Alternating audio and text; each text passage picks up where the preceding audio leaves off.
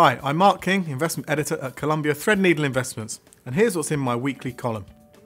Clearly, 2016 was a tumultuous 12 months for most investors, from fears over China's debt situation to Brexit and the election of Donald Trump. But equity markets have in the main absorbed these shocks, and the US equity market in particular has powered to record highs. This is due to the expectation that Trump's policy proposals, such as tax cuts and infrastructure spending, will go some way to boosting the US economy, if enacted. So we turn our thoughts to the investment outlook for 2017. Mark Burgess, Chief Investment Officer at EMEA and Global Head of Equities, has written about what he believes will be the key features to watch out for in 2017. And he firmly believes that political uncertainty, rising populism and policy divergence will continue to dominate the year. In case you've forgotten, in 2017 alone, Europe faces Brexit negotiations, elections in Holland, France and Germany, not to mention a problematic banking sector. In this environment, imagine how destabilising it would be if a swing to the right precipitated another member state choosing to leave the single currency. This may never happen, but at the very least it's likely that Europe will be a volatile investment region during the course of the year.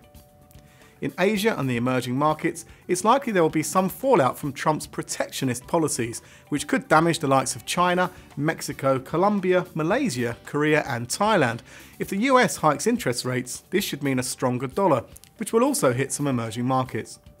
Asia, however, is looking more promising, with attractive valuations, competitive currencies and an upward trend in earnings revisions. When it comes to valuations, we still believe equities are more attractive than bonds and expect to retain that positioning for now in our asset allocation portfolios, although with less conviction than we have done for some time. Compared to their longer-term history, equities still offer better value than bonds, though this might change should the bond bubble burst in 2017. The triggers for that might be rising inflation expectations, political turmoil in Europe and beyond, not to mention how China approaches that debt situation. With this in mind, 2017 is likely to be fertile ground for active investors. A focus on valuations and fundamentals, old school investing if you like, should be even more important than it has been in recent years. I'm taking a short winter break, but look forward to seeing you in January, when I'll have some early New Year financial planning tips. That leaves me just enough time to wish you a very Merry Christmas and a Happy New Year.